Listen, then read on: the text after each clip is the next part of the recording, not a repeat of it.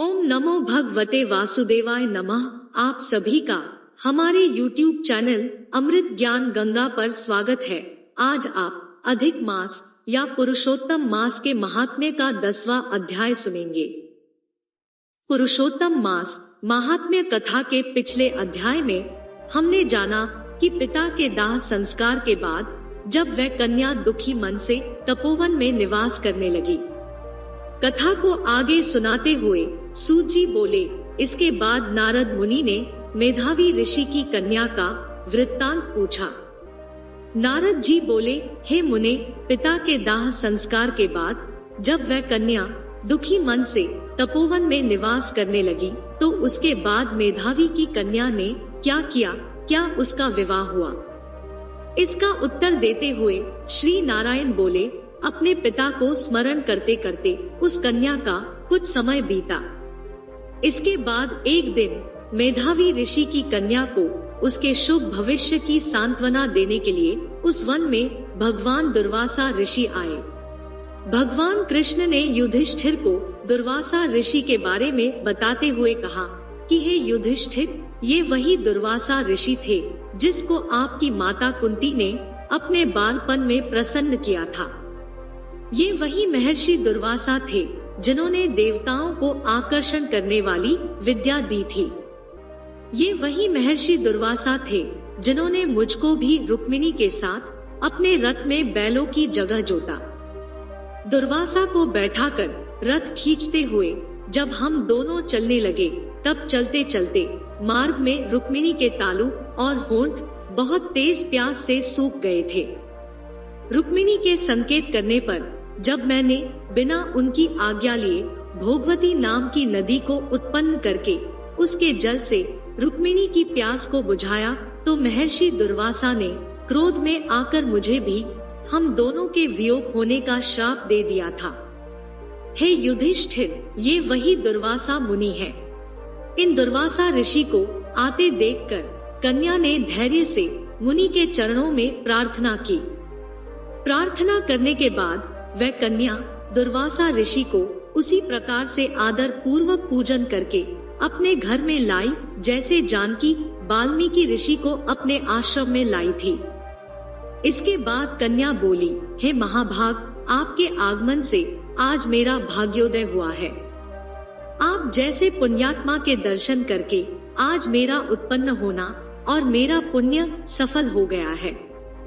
इतना कहकर वह कन्या दुर्वासा के सामने चुपचाप खड़ी हो गई। तब दुर्वासा बोले, हे द्विजसुते, ये मेधावी ऋषि के तप का फल है जो उन्हें तेरी जैसी कन्या उत्पन्न हुई। धर्म में तेरी आस्था के बारे में जानकर मैं कैलाश से यहाँ आया हूँ। मैं शीघ्र ही बद्रिकाश्रम में मुनीश्वर सनातन नारायण देव के दर्शन के लिए जाऊंगा जो प्राणियों के हित के लिए तप कर रहे हैं। इसके बाद कन्या दुर्वासा ऋषि से कहती है, हे मुने, आपके दर्शन से ही मेरा दुख कम हो गया है। क्या आप मेरे दुखों को जानते नहीं हैं? मेरे साथ विवाह करने के लिए कोई भी नहीं तैयार होता है। इस समय मेरा विवाह ना हुआ तो मैं फिर वृषली शूद्रा हो जाऊंगी। इसी भय से ना मुझे निद्रा आती है और ना भोजन में मेरी रुचि होती है। अब ना मेरे माता पिता है और ना ही कोई भाई है जो मुझे धैर्य दे सके, इसलिए मैं दुख के साथ जीवित कैसे रह सकती हूँ? ऐसा कहकर आंसू बहाती हुई कन्या दुर्वासा के सामने चुप हो गई। तब दुर्वासा कन्या का दुख दूर करने का उपाय सोचने लगे। श्री नारायण बोले, इस प्रकार कन्या के वचन सुनकर क्रोधी मुनिराज दुर्वासा ने उस कन्या का कुछ हित विचार कर पूर्ण कृपा से उसे देखकर सारभूत उपाय बतलाया।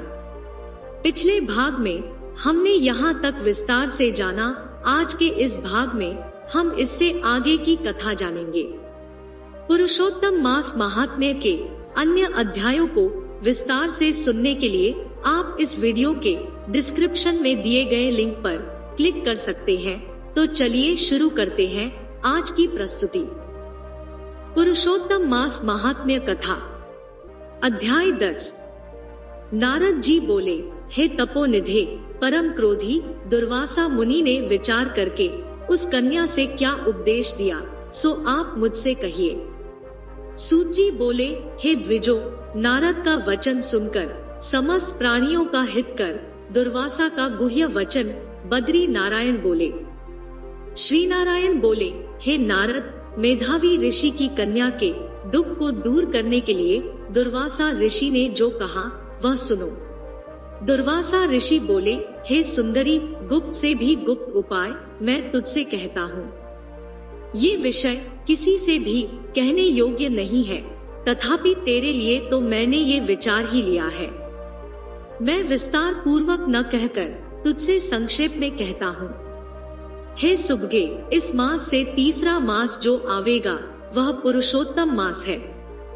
इस मास में तीर्थ में स्नान कर मनुष्य भ्रूण हत्या से छूट जाता है।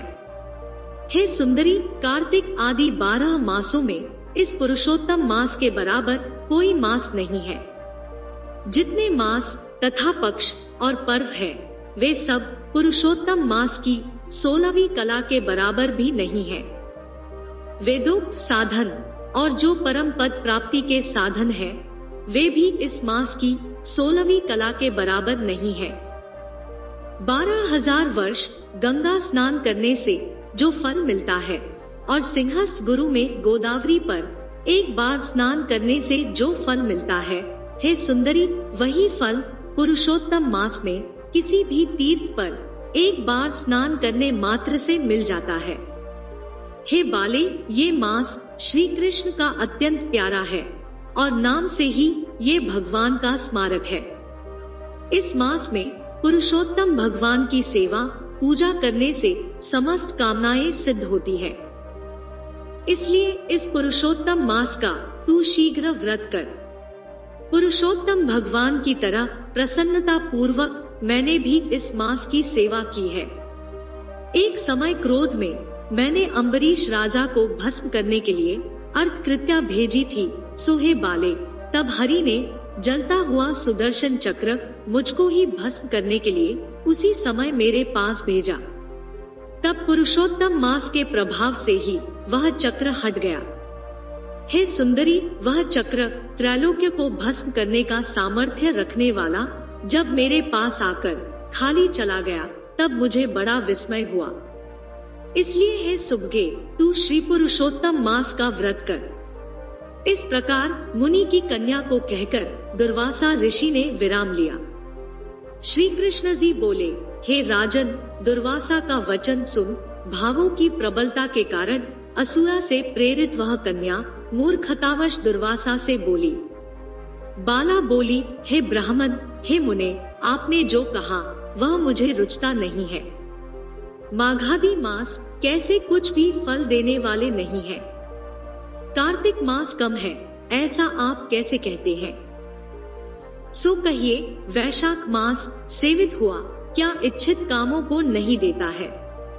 सदाशिव आदि से लेकर सब देवता सेवा करने पर क्या फल नहीं देते हैं? अथवा पृथ्वी पर प्रत्यक्ष देव सूर्य और जगत की माता देवी क्या सब कामनाओं को देने वाली नहीं है? श्री गणेश क्या सेवा पाकर इच्छित वर नहीं देते हैं? व्यतिपात आदि योगों को और शर्व आदि देवताओं को भी सबको उल्लंघन करके पुरुषोत्तम मास की प्रशंसा करते क्या आपको लज्जा नहीं आती है? ये मास तो बड़ा मलिन और सब कामों में निंदित है। हे मुने, इस रवि की संक्रांति से रहित मास को आप श्रेष्ठ कैसे कह सकते हैं? सब दुखों को छुड़ाने वाले परम श्री हरि को मैं जानती हूँ। हे देव, दिन रात श्रीहरि का चिंतन करती मैं जानकी पति राम और पार्वती पति शंकर के सिवाय और किसी को नहीं देखती हूँ। हे विपेंद्र, अन्य कोई भी देवता ऐसा नहीं है जो मेरे इस दुख को दूर करे। इसलिए हे मुने, इन सब फल दाताओं को छोड़कर कैसे इस मलमास की स्तुति आप कर रहे हो? इस प्रकार ब्राह्मण कन्या का कहा हुआ सुनकर दुर्वासा मुनि शरीर से एकदम जाज्वल्यमान हो गए और नेत्र क्रोध से लाल हो गए। इस प्रकार क्रोध आने पर भी कृपा करके मित्र की कन्या को श्राप नहीं दिया और सोचने लगे कि ये मूर्खा है, हित अहित को नहीं जानती है, अभी इसकी बुद्धि पूर्ण नहीं है। पुरुषोत्तम मास के महात्म्य का विद्वानों को भी पता नहीं है, तो थोड़ी बुद्धि वाले पुरुष और विशेष करके कुमारियों को तो हो ही कहां से सकता है। ये कुमारी कन्या माता पिता से रहित दुखाग्नि से जली हुई है, इसलिए अति उग्र मेरे श्राप को कैसे सहन कर सकती है। इस प्रकार सोचकर कृपा से मन में उठे क्रोध को शांत किया और स्वस्थ होकर दुर्वासा मुनि उस अति वहवल कन्या से बोले। दुर्वासा बोले, हे मित्र पुत्री, तेरे ऊपर मेरा कुछ भी क्रोध नहीं है। हे निर्भाग्य, जो तेरे मन में आवे वैसा ही कर। हे बाले, और कुछ भविष्य कहता हूँ, सुन। पुरुषोत्तम मास का जो तूने अनादर किया है उसका फल तुझे अवश्य मिलेगा, इस जन्म में मिले अथवा दूसरे जन्म में मिले। अब मैं नर नारायण के आश्रम में जाऊंगा। तेरा पिता मेरा मित्र था, इसलिए मैंने शाप नहीं दिया है। तू बाल भाव के कारण अपने शुभाशुभ तथा हितहित को नहीं जानती है। शुभाशुभ भविष्य की कोई टाल नहीं सकता है। अच्छा, हमारा बहुत समय व्यतीत हो गया, अब हम जाते हैं, तेरा कल्याण हो। श्री कृष्ण बोले। ऐसा कहकर महाक्रोधी दुर्वासा मुनि शीघ्र चले गए। दुर्वासा ऋषि के जाते ही पुरुषोत्तम की उपेक्षा करने के कारण कन्या निष्प्रभा हो गई। तदंतर बहुत देर तक कन्या ने सोच विचार कर ये निश्चय किया कि देवताओं के भी देवता तत्काल फल देने वाले पार्वती पति शिव की तप द्वारा आराधना करूंगी। हे नृप, मेधावी ऋषि की कन्या ने मन से इस प्रकार निश्चय करके अपने आश्रम में ही रहकर भगवान शंकर के कठिन तप करने को तत्पर हो गई।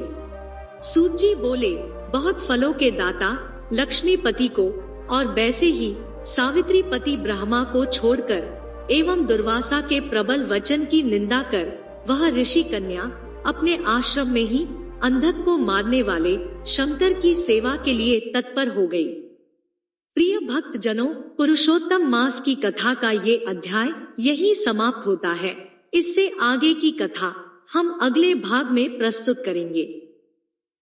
आपको हमारी यह प्रस्तुति कैसी लगी, कमेंट करके जरूर बताएं। आपको हमारी यह प्रस्तुति पसंद आई हो तो वीडियो को लाइक करें, चैनल को सब्सक्राइब करें। वीडियो को अंत तक देखने के लिए आपका बहुत बहुत धन्यवाद।